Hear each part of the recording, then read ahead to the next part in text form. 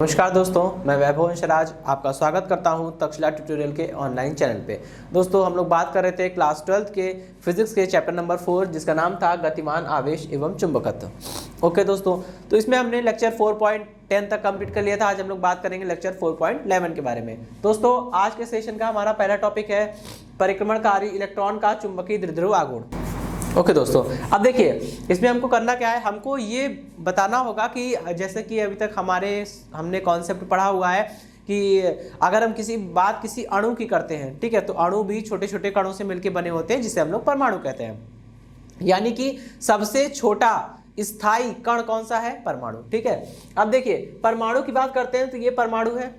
ठीक, परमाणु के भीतर या यूं कह लीजिए परमाणु के भीतर एकदम केंद्र में एक बहुत ही दृढ़ और ठोस भाग होता है। उसी दृढ़ और ठोस भाग को हम लोग क्या बोलते हैं? उसी दृढ़ और ठोस भाग को हम लोग नाभिक बोलते हैं। नाभिक में प्रोटॉन होते हैं और न्यूट्रॉन होते हैं। ठीक है, अगर हम बात करें नाभिक के प्रोटॉन और न्यूट्रॉन के बारे में तो दोस्तों प्रोटॉन पे धनात्मक आवेश होता है लेकिन न्यूट्रॉन पे कोई आवेश नहीं होता। इस कारण नाभिक पर केवल धनावेश होता है। ठीक है, और नाभिक के चारों ओर क्या करते हैं? इलेक्ट्रॉन जो है वो वृत्ताकार कक्षाओं में गति करते हैं। ठीक, अगर हम किसी एक कक्षा की बात कर ले, मान लीजिए उस कक्षा की त्रिज्या कितनी है? स्मॉल आर है, तो हमने माना है कि कोई इलेक्ट्रॉन है वो स्मॉल आर त्रिज्या वाली किसी वृत्ताकार कक्षा में स्मॉल वी वेग से परिक्रमण कर रहा है। ठीक है, तो अब हमको ये निकालना है, आपको ये पता है कि जब इलेक्ट्रॉन इस वृत्ताकार कक्षा में परिक्रमण करेगा तो इलेक्ट्रॉन एक आवेशित कण है और आवेशित कण के चलने से धारा उत्पन्न होती है। तो यहां जब इलेक्ट्रॉन वृत्ताकार कक्षाओं में गति करेगा, चलेगा, तो वृत्ताकार कक्षाओं में करंट उत्पन्न हो जाएगी, एक धारा उत्पन्न हो जाएगी। और आप लोग ये कॉन्सेप्ट पहले पढ़ ही चुके हैं, समझ ही चुके हैं कि अगर किसी भी परिपथ में या किसी भी पाश में या लूप में धारा प्रवाहित होती है और उस पाश का अपना कुछ ना कुछ क्षेत्रफल होगा, तो अगर किसी भी परिपथ में, किसी भी पाश में, किसी भी बंद लूप में अगर धारा प्रवाहित हो रही है तो धारा इंटू उसका क्षेत्रफल दोनों को मल्टीप्लाई करने पर हमें क्या मिलता है? उसका एक द्विध्रुव आघूर्ण मिल जाता है। आप ऐसा समझ सकते हैं कि जब किसी बंद लूप में या पाश में धारा प्रवाहित की जाती है तब वो बंद लूप या पाश एक चुंबक की भांति व्यवहार करने लगता है। इसी को हम लोग बोलते हैं चुंबकीय द्विध्रुव। ठीक है, और इस चुंबकीय द्विध्रुव का द्विध्रुव आघूर्ण निकालना होता है तो हम क्या करते हैं? उसमें बहने वाली धारा और उस पाश के क्षेत्रफल को मल्टीप्लाई कर देते हैं तो उसका चुंबकीय द्विध्रुव आघूर्ण निकल आता है। इस डेरिवेशन में भी हमको यही करना है। ये डेरिवेशन काफ़ी इंपॉर्टेंट है, इसलिए नहीं कि इसमें कोई खास चीज़ की जा रही है, बल्कि इसलिए इंपॉर्टेंट है क्योंकि यहाँ पे दो छोटे छोटे टॉपिक निकलेंगे और वो दोनों टॉपिक बहुत इंपॉर्टेंट है, उनकी डेफिनेशन पूछी जाती है। तो वो दोनों छोटे टॉपिक्स इसी डेरिवेशन से निकलेंगे, इसलिए डेरिवेशन इंपॉर्टेंट है। ठीक है, आइए देखिए दोस्तों, हमने मान लिया है कि हमारा जो भी परमाणु है उस परमाणु का परमाणु क्रमांक कितना है? Z है।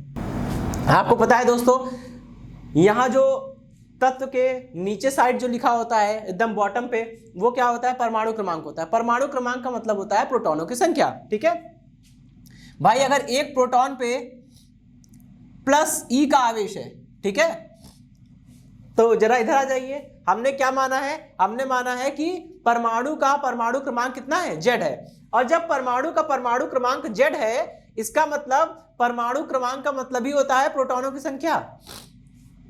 अगर परमाणु क्रमांक Z है तो प्रोटॉनों की संख्या कितनी होगी?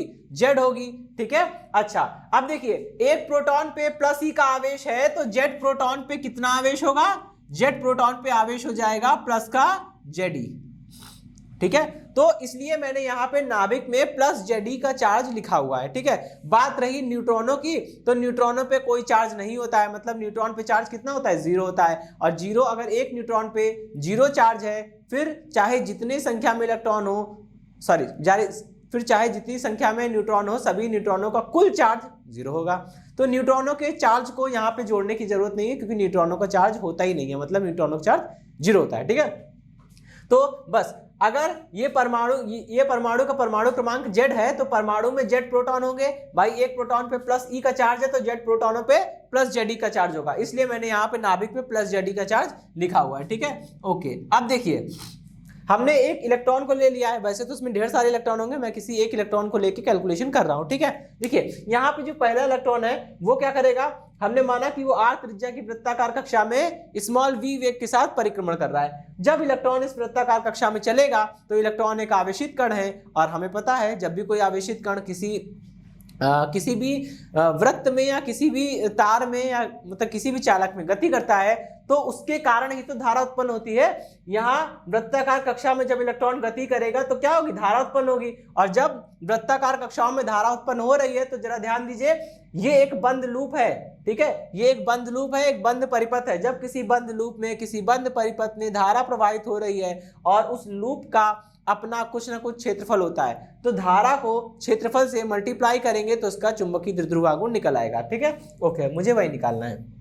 देखिए वृत्ताकार कक्षा में धारा का मान निम्नलिखित होगा, ठीक है। हम जानते हैं दोस्तों कि धारा का मान हमें निकालना है, क्या करेंगे, देखिए I बराबर कितना होता है, बराबर होता है Q/T, ठीक है। लेकिन यहाँ पे Q क्या है, स्मॉल q वो आवेश है, मतलब कण का वो आवेश है जो कण गति कर रहा है। यहाँ पे हमारे पास जो कण गति कर रहा है वो कण क्या है, इलेक्ट्रॉन है। तो बात करेंगे हम लोग एक इलेक्ट्रॉन की, तो आवेश इसका लिखेंगे, इलेक्ट्रॉन का आवेश लिखेंगे, ठीक है। और एक और चीज, यहाँ अपॉन में क्या लिखा है दोस्तों, टी लिखा है, टी का मतलब होता है समय, ठीक है। अब हमें ये देखना होगा कि टी मतलब कि हम यहाँ पे टी वो समय लेंगे कि जो एक चक्कर पूरा करने में इलेक्ट्रॉन ले रहा है। एक चक्कर का मतलब होता है यहां से इलेक्ट्रॉन चलना शुरू करेगा, यहीं पे वापस आ जाएगा, ठीक है। इसे बोलते हैं एक चक्कर पूरा करना। और जब इलेक्ट्रॉन एक चक्रण पूरा कर लेगा, एक चक्कर पूरा कर लेगा, तो उसमें उसके द्वारा लिया गया समय कितना हो जाएगा दोस्तों, उसके द्वारा लिया गया समय हो जाएगा कैपिटल टी, उसके आवर्तकाल के बराबर हो जाएगा, ठीक है। तो इसी को हम लोग इस प्रकार से लिख सकते हैं कि परिपथ में धारा I इज इक्वल टू, भाई बात हो रही है इलेक्ट्रॉनों की, तो इलेक्ट्रॉनों की बात हो रही है तो यहाँ पे हम लोग लिख देंगे स्मॉल e। इलेक्ट्रॉन पे माइनस चार्ज होता है, इसलिए मैंने यहाँ पे आगे माइनस लगाया हुआ है, ठीक है। माइनस चार्ज केवल इतना बता रहा है कि इलेक्ट्रॉन जिस दिशा में गति करेगा धारा उसकी अपोजिट है। इसका मतलब हुआ, देखिए यहाँ पे मैंने बनाया हुआ है, और आप लोग चैप्टर नंबर 11वीं क्लास में आपने चैप्टर नंबर 4 में पढ़ भी रखा है कि अगर कोई कण वृत्ताकार पथ पे गति करता है और आपको उसके किसी भी बिंदु पर उस कण के वेग की दिशा निकालनी है तो क्या करना होगा, उस क्षण कण पर एक स्पर्श रेखा खींच देनी होगी, और स्पर्श रेखा की जो दिशा होगी वही उस कण के गति की दिशा होगी। तो मैंने क्या किया है, मुझे ये जानना था कि इस बिंदु पर इलेक्ट्रॉन का वेग क्या होगा, तो इस बिंदु पर इलेक्ट्रॉन का वेग जानने के लिए हमने क्या किया, एक स्पर्श रेखा खींच दी, और स्पर्श रेखा की दिशा में ही क्या हो जाएगा, इस कण का वेग होगा, ठीक। तो इलेक्ट्रॉन ऐसे गति कर रहा है, ठीक है, एंटी क्लॉकवाइज गति कर रहा है, तो धारा इसके अपोजिट, यानी धारा क्या होगी, क्लॉकवाइज होगी, धारा क्लॉकवाइज है। बस यही माइनस साइन भी बता रहा है, माइनस साइन बता रहा है कि इलेक्ट्रॉन के चलने की दिशा और धारा की दिशा दोनों अपोजिट है, ठीक है। और वैसे भी हम लोग तीसरे चैप्टर में पढ़ चुके हैं कि इलेक्ट्रॉन या कोई भी ऋणावेशित कण जिस दिशा में चलेगा, ऋणावेश जिस दिशा में चलेगा धारा उसके अपोजिट होगी, ठीक है। ओके, अब देखिए यहाँ पे संकेतों का अर्थ सामान्य है, मैं इसको इक्वेशन नंबर 1 लिख रहा हूँ, ठीक है। और अगर दोस्तों हम लोग केवल परिमाण लेते हैं तो हम लोग इसको माइनस साइन छोड़ भी सकते हैं, ठीक है। चलिए ये हमारी इक्वेशन 1 हो गई। अब हम लोग बात करेंगे स्मॉल टी का मान कैसे निकाला जाए। भाई स्मॉल टी क्या है दोस्तों, स्मॉल टी आवर्तकाल है, ठीक है। अब आवर्तकाल की अगर हम लोग बात करते हैं, देखिए परिक्रमणकारी इलेक्ट्रॉन का आवर्तकाल, ठीक है।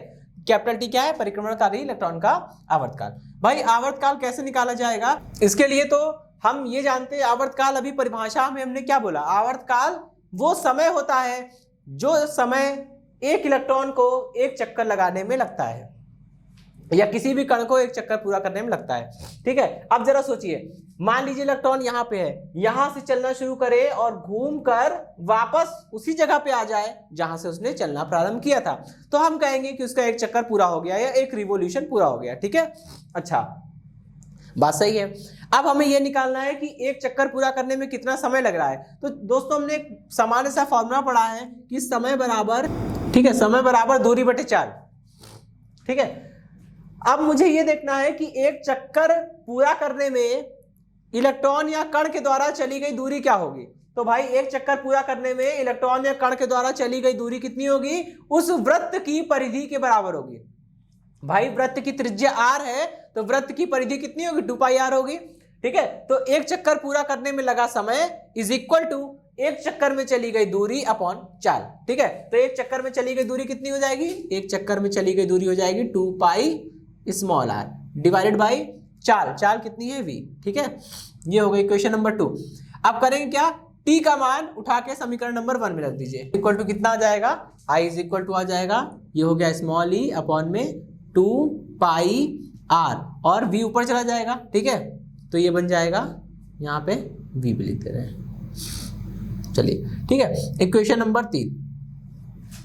अब हमें क्या निकालना है दोस्तों हमें निकालना है इसका चुंबकीय द्विध्रुव आघूर्ण। ठीक, देखिए दोस्तों, परिक्रमणकारी इलेक्ट्रॉन का चुंबकीय द्विध्रुव आघूर्ण, परिक्रमणकारी इलेक्ट्रॉन का चुंबकीय द्विध्रुव आघूर्ण निकालना है। तो दोस्तों वैसे तो हम लोग चुंबकीय द्विध्रुव आघूर्ण को किससे रिप्रेजेंट करते हैं, कैपिटल M से। ठीक है, लेकिन अगर हम बात करते हैं किसी परमाणु के चुंबकीय द्विध्रुव आघूर्ण के बारे में, या फिर यूं कह लीजिए परमाणु हो गया, अणु हो गया, या किसी छोटे से कण जो कि स्पिनिंग कर रहा है, ठीक है, जैसे इलेक्ट्रॉन हो गया, प्रोटॉन हो गया, न्यूट्रॉन हो गया, ठीक है, इनके बारे में जब हम लोग बात करते हैं, इनका चुंबकीय द्विध्रुव आघूर्ण निकालते हैं, तो वहां पे हम लोग कैपिटल M यूज ना करके म्यू का यूज करते हैं। ये एटॉमिक और मॉलिक्यूलर फिजिक्स में, ठीक है, हम लोग यही नोटेशन यूज करेंगे। परमाणु और अणुओं के चुंबकीय द्विध्रुव आघूर्णों को हम लोग m ना लिख के म्यू से लिखेंगे। ठीक है, तो चुंबकीय द्विध्रुव आघूर्ण निकालने का तरीका क्या हो जाएगा, ये हो जाएगा म्यू नीचे छोटा सा l is equal to i into A. ठीक है, मतलब धारा इंटू क्षेत्रफल।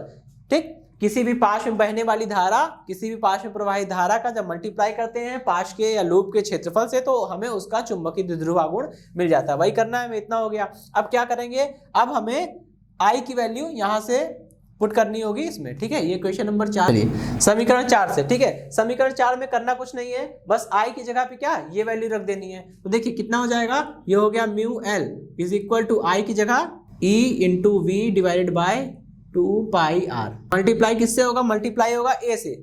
ए मतलब ये कैपिटल ए का मतलब है क्या, ये कैपिटल ए, कैपिटल ए जो है वो उस वृत्त का पूरा क्षेत्रफल है। और अगर हम बात करें वृत्त के क्षेत्रफल की, तो वृत्त का क्षेत्र, अगर वृत्त की त्रिज्या है स्मॉल आर, अगर वृत्त की त्रिज्या है स्मॉल आर, तो वृत्त का क्षेत्रफल कितना हो जाएगा, पाई आर स्क्वायर।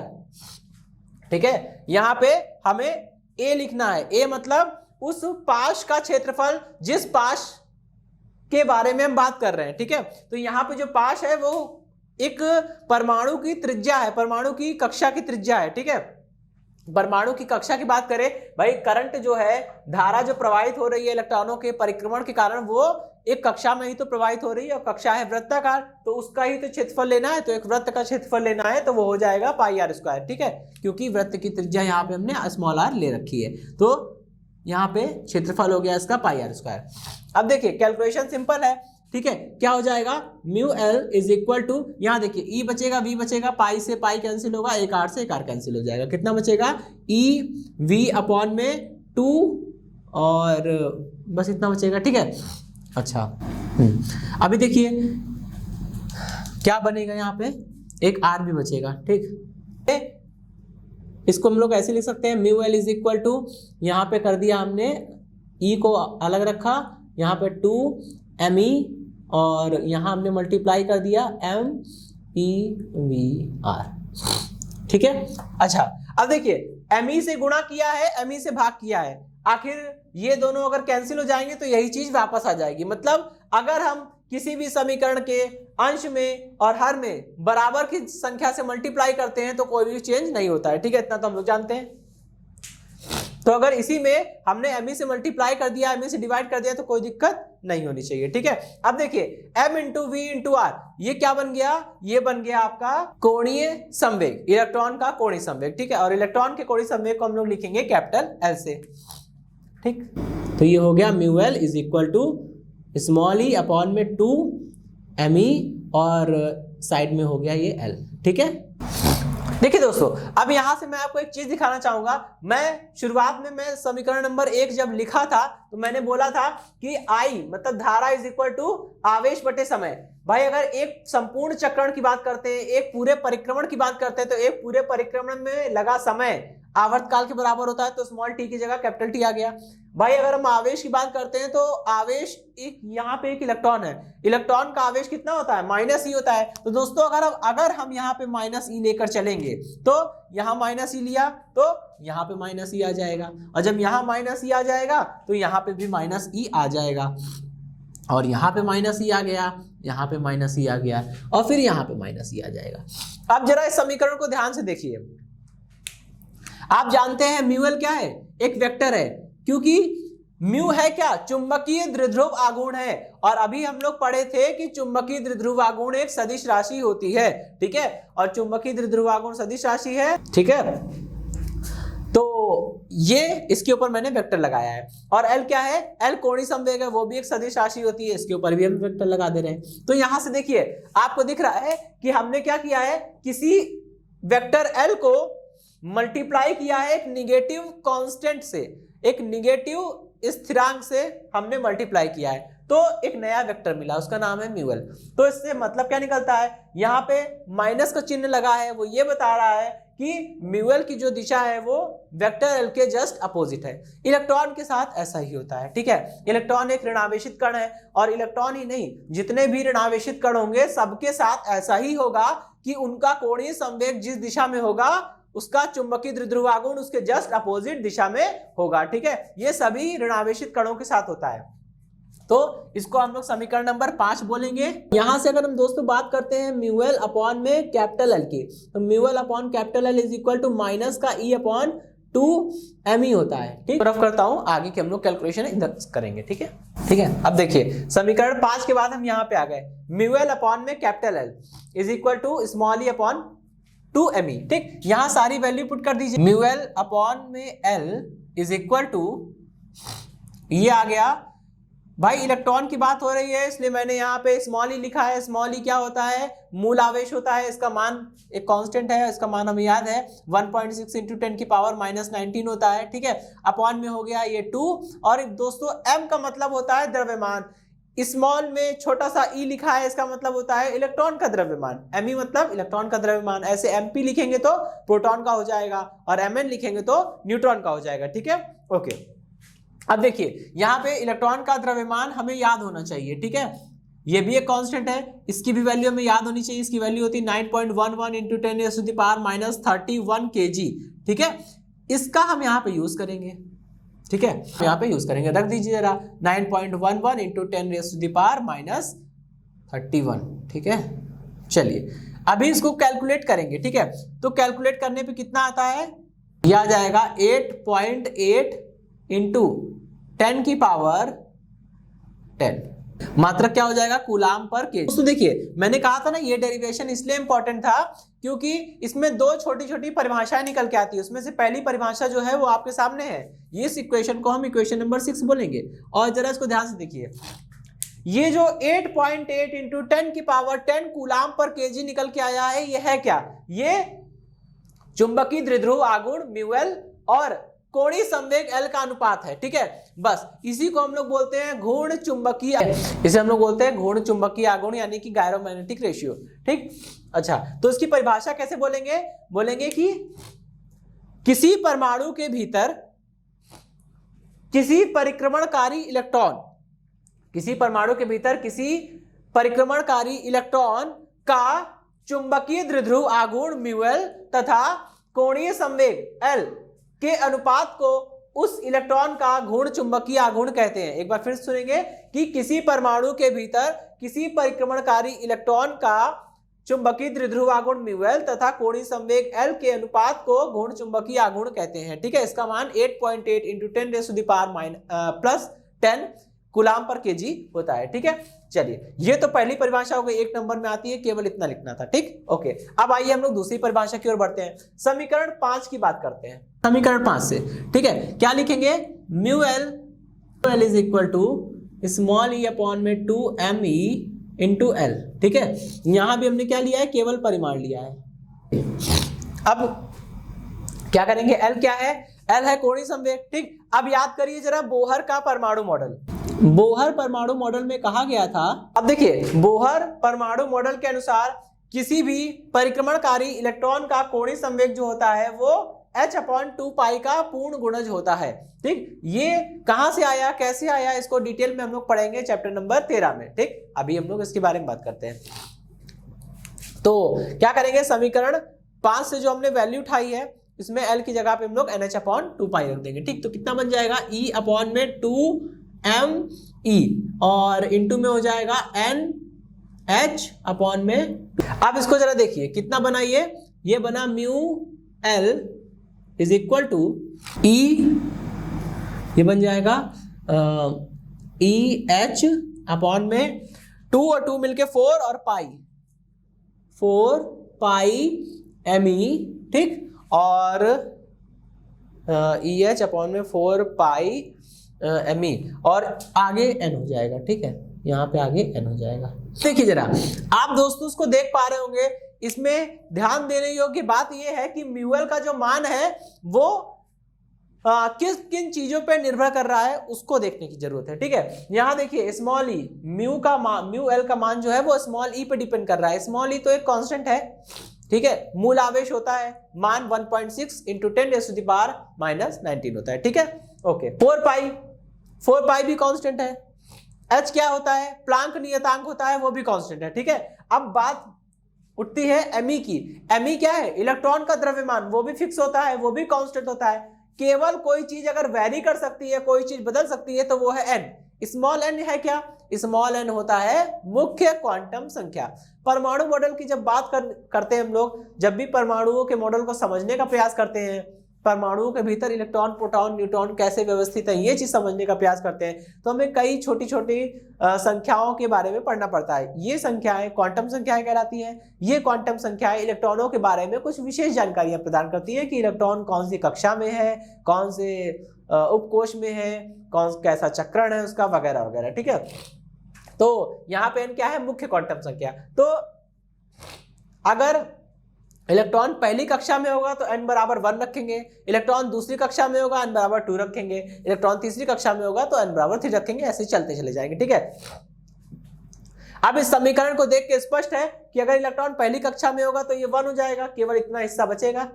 ठीक है, इलेक्ट्रॉन दूसरी कक्षा में होगा, यहाँ 2 रख देंगे, इलेक्ट्रॉन तीसरी कक्षा में यहाँ 3 रख देंगे। जैसे जैसे n का मान बढ़ता जा रहा है, म्यूएल का मान भी बढ़ता जा रहा है। अगर हम चुंबकीय द्विध्रुव आघूर्ण म्यूएल के सबसे छोटे मान की बात करें, यानी कि किसी भी परमाणु के भीतर परिक्रमणकारी इलेक्ट्रॉन के चुंबकीय द्विध्रुव आघूर्ण म्यूएल के सबसे छोटे मान की बात करें तो n बराबर 1 रखना पड़ेगा। ठीक है, देखिए n बराबर 1 यहाँ पुट करिए, कितना हो जाएगा। देखिए दोस्तों, आप इतना समझ रहे होंगे कि n बराबर जब 1 रखेंगे तो म्यूएल का जो मान आएगा वो सबसे छोटा मान होगा, क्योंकि म्यूएल का मान केवल n पर डिपेंड कर रहा था, बाकी सब तो कांस्टेंट है। और जब n का मान सबसे छोटा होगा तो म्यूएल का मान भी सबसे छोटा होगा, क्योंकि ये सब तो कांस्टेंट है, ये सब तो बदलने से रहे। ठीक है, तो n बराबर 1 रखेंगे तो चुंबकीय द्विध्रुव आघूर्ण म्यूएल का सबसे छोटा मान आएगा। इसे हम लिख रहे हैं म्यू एल, नीचे लिखा है मिन, मतलब मिनिमम। म्यूएल का मिनिमम मान, म्यूएल का न्यूनतम मान, इसी को हम लोग क्या बोलते हैं, इसी को हम लोग बोलते हैं म्यू बी। ठीक है, इसी को हम लोग बोलते हैं म्यू बी। अभी म्यू बी का मतलब हम लोग जानेंगे। सबसे पहले इसकी वैल्यू रखते हैं। ठीक है, ई की वैल्यू कितनी है, ये तो 1 हो गया। 1 का किसी भी चीज में मल्टीप्लाई करिए, वही चीज लौट के आ जाती है, कोई फर्क नहीं पड़ेगा। ठीक है, चलिए स्मॉल ई की वैल्यू रखिए 1.6 इंटू 10⁻⁻19। स्मॉल एच, ये प्लांक कांस्टेंट होता है, प्लांक नियतांक होता है, इसकी वैल्यू होती है 6.626 इंटू 10⁻34। ठीक है, चलिए भाई। अच्छा, अपॉन में क्या है 4 पाई, तो 4 की वैल्यू ये हो गई, पाई की वैल्यू 3.14 हो गई, और एमई मतलब इलेक्ट्रॉन का द्रव्यमान 9.11 इंटू 10⁻31। ठीक है, इसको सॉल्व करेंगे दोस्तों, इसको कैलकुलेट करेंगे तो हमें कितना मिलेगा, mu l minimum is equal to mu B is equal to 9.27 into 10⁻24। ठीक है, इसे हम लोग क्या बोलते हैं, इसे हम लोग बोलते हैं एम्पियर इंटू मीटर स्क्वायर। ठीक, चलिए तो इसे हम लोग बोलेंगे क्वेश्चन नंबर 7। अब देखिए दोस्तों, यहाँ पे जो समीकरण नंबर 7 आई है इसके बारे में हम लोग बात करते हैं। ठीक है, तो दूसरी इंपॉर्टेंट डेफिनेशन ये है। पहली इंपॉर्टेंट डेफिनेशन घूर्ण चुंबकीय आघूर्ण की थी, जो हम लोग डिस्कस कर चुके हैं। दूसरी इंपॉर्टेंट डेफिनेशन जो है वो म्यू बी की है। म्यू का मतलब होता है चुंबकीय द्विध्रुव आघूर्ण, और नीचे छोटा सा बी लिख दिया मैंने क्योंकि वो क्या है, वो बोहर मैग्नेटॉन है, इसे हम लोग बोलते हैं बोहर मैग्नेटॉन। इसकी परिभाषा कैसे बनाएंगे, आप देख पा रहे होंगे कि हमने बोहर मैग्नेटॉन को प्राप्त करने के लिए क्या किया, बोहर मैग्नेटॉन को प्राप्त करने के लिए n बराबर 1 रखा। n बराबर 1 रखने से चुंबकीय द्विध्रुव आघूर्ण का सबसे छोटा मान प्राप्त हुआ।